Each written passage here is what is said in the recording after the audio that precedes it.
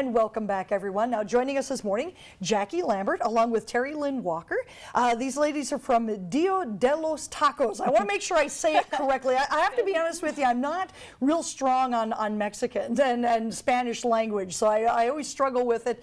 But, you know, what I don't struggle with is eating it, because it's just so good. Now, I got to ask, how did this whole idea come about to get, it's basically a cart dining that you've got for us? Yeah, my husband and I lived out in Portland before we moved here. He's from here, so we moved back here.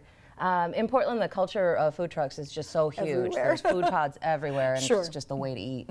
And we came back here thinking that we wanted to open a restaurant. Mike is an incredible cook and has worked in restaurants his whole life, more or less. So we came back here thinking we wanted to open a restaurant, but it's a little expensive to do. Sure. A truck was going to be a lot cheaper and a lot more fun, really. That's the way we saw it.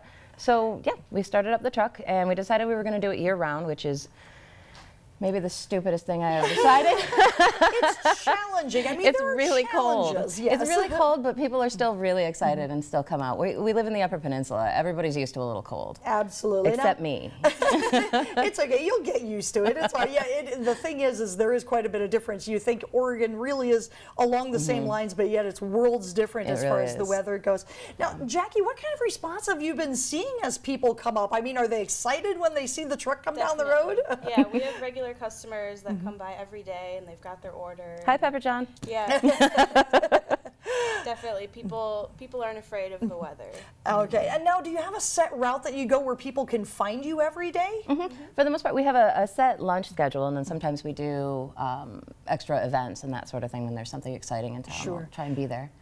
Okay. Now, I know that you've got a Facebook page that you let folks know where you're going to be out and about. I follow them. I know. So what a lot of folks wonder, though, is, you know, what some of the secrets are to great Mexican food. And I know coming up a little bit later on, you're going to be telling us about one of those little secret ingredients that people may not be very familiar with.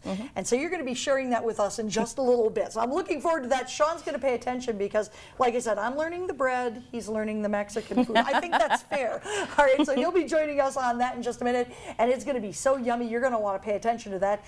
And also coming up next, we're going to be heading back out to Munising. Ashley Kirkland is up there learning how people are playing in the snow.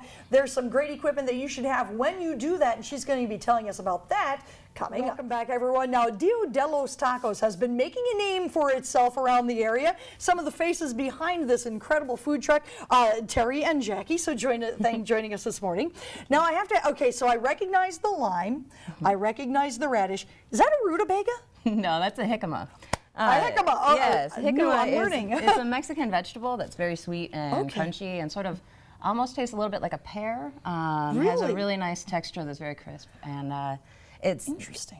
Used widely in Mexican cooking and actually in a lot of Asian cooking. It moved from Mexico across the world into Asian cooking a lot. So do you know, I mean, is this something that's like grown in the ground like the radishes? Yep, it's the root bulb of a vine that is actually very poisonous. So. Oh, so don't eat the vine, just eat the... I don't think you'll find the vine anywhere up here. You're good. Okay. Now, what kind of dishes would we find jicama in? Well, we use it in a slaw that we put on our vegetarian and our chicken tacos. It's a really fresh slaw that kind of brings out all of the like the saltier and savory flavors of both of those. Interesting, okay. A lot of times it's used in slaw. My favorite way to eat it is probably raw in sticks like these. Just raw in sticks? Yep, Okay. and you can just dip it into chili powder. Chili powder and salt are really great with it. And it, yeah, the salt really brings out the flavor. It's kind of well, important. I gotta give it a little shot. I know that Sean was over here saying, well, I've had that all the time. I know how great it is. Are you gonna come over here and eat some of this, Sean, or what? He's gonna give it a shot. I've yet to try it raw as well. Well, that is interesting, and that little bit of zip there brings it's out a lot really of that nice. different flavor. Go ahead and give it a shot, Sean. Anybody else? Come on over. I got two of them. I'm good. Seasoning. I'm glad you warned me about the seasoning, though, because I'm the type of person that if I'm not aware of it, it'll be like, ow, that's really good. Yeah, that's actually the seasoning mix that we use for our chorizo sausage that we make in-house. And it works really well with other things, too. But that adds the salt, a little bit of garlic in there. You know, you can put just about anything you want with the jicama. The sweetness will kind of cut through most anything. It's really great with radishes. If you make a salad of cubed up I can see that because I even had some of it without the seasoning, and that does have a very fresh flavor, like you were saying. Yeah. Now, if it's something that, where would we go? Just would they be available at any of our grocery stores? Yeah, around here? it's really, I was completely shocked at that. It's Yeah. available at Econo in Marquette and Super One. They always have it. Okay. It's over in the section that would be near the things like the rutabaga. And whatnot. Okay, so if it looks like a rutabaga but not quite, I wouldn't put it in pasty, I don't think. No, in all honesty, no. it wouldn't quite work well with that, but that's quite tasty. Jicama. Yeah, it's got that nice cool crisp, which is a nice does. contrast to like a spicy rub or something. It's, yeah, it's perfect for that. Wonderful. You can also use it in cocktails if you want. I have Really? some gin and tonic. Do you want to? Hold it up, Sean! maybe I'll try that while Sean's doing the weather, and I can give that a little taste, because that would be interesting. maybe I'll to see try what it that while I'm tastes doing like. the weather. Okay, well, got I'm not 4 going to walk glasses. out on the line on that. But, that's interesting. Now, and that's something that you have on your truck. Yep, we use it all the time. What I don't eat in the kitchen goes on the truck. Well, there you go.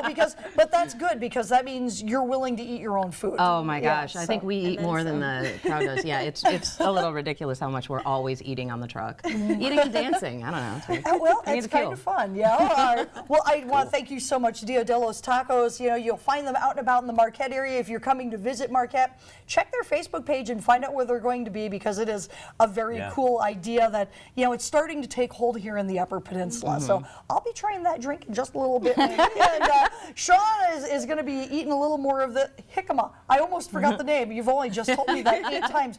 But trying a little more of that jicama. I think Greg's going to come over and try a little taste of that too in a little bit. Yeah, it's good. Yeah. When we come back, we'll wrap up with some weather. We'll be right back. Sounds great.